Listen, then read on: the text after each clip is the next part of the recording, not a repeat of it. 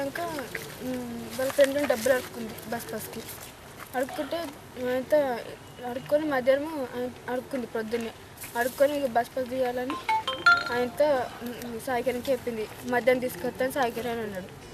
అంటే అట్లా నేర్చుకుంది ఒక ఆమె డబ్బులు 100 రూపాయలు పోయినాయి డబ్బులు 100 రూపాయలు పోతే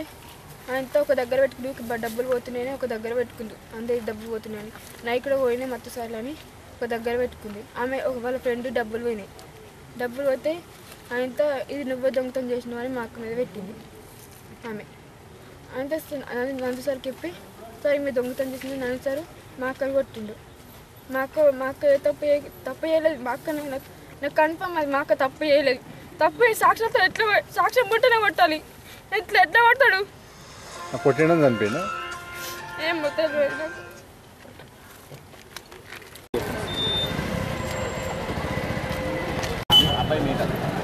అబ్బాయి సరే క్లారిటీగా అదేనా కాదని కూడా క్లారిటీ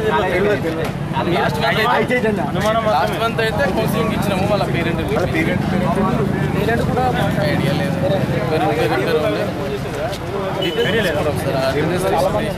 మళ్ళీ క్లాస్ అవునండి ఇప్పుడు ఇంక్రిమినేషన్ జరిగిన తర్వాత కూడా పేరెంట్స్ వాళ్ళ డీటెయిల్స్ మాకు తెలియదు ఐడియా లేదని చెప్పి ఇన్ఫార్మ్